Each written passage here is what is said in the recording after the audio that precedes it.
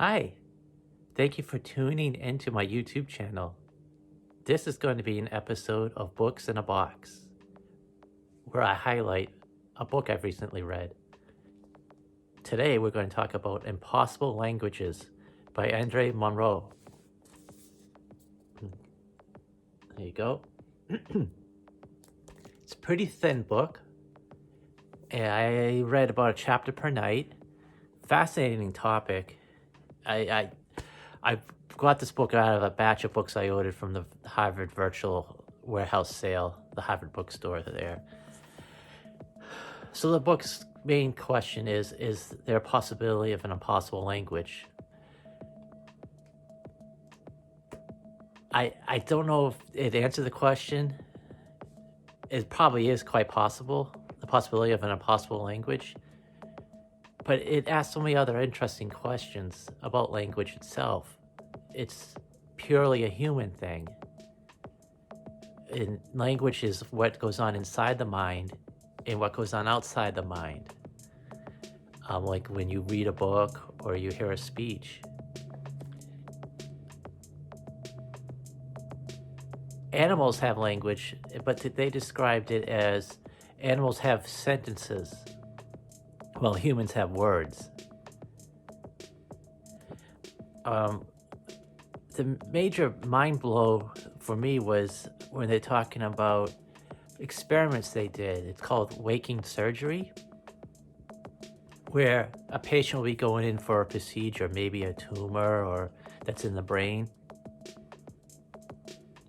And what they do is they put them on anesthesia while they cut open the skull so they don't feel any pain.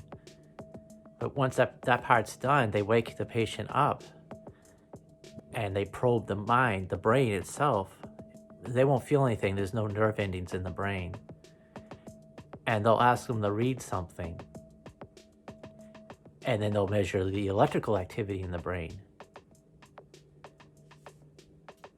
And what happens is electrical activity are waves, a sine wave. And so are sound waves. Outside in the world, you hear a sound, it's a wave propagating through the air.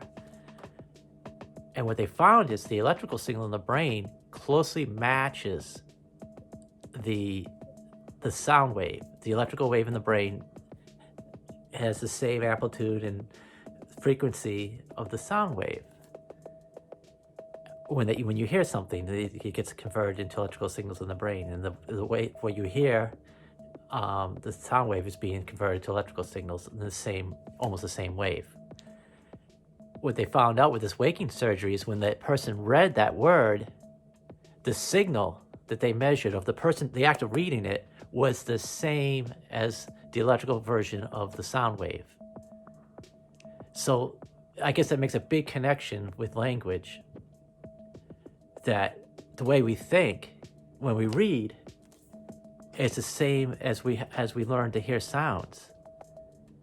And I guess it opens a bunch of other questions, like what if you were born when you're unable to hear? How's the brain process those signals when you do learn to read, or you read Braille? So again, typical science doesn't come close to answering the question, but it opens up a lot more marvelous and fascinating questions. So I'll put this on the board here and in a minute, and we'll go over waves in a little bit. All right, getting back to that part that blew my mind about electrical signals in the brain being the same as sound waves when the hearing's processed in the brain.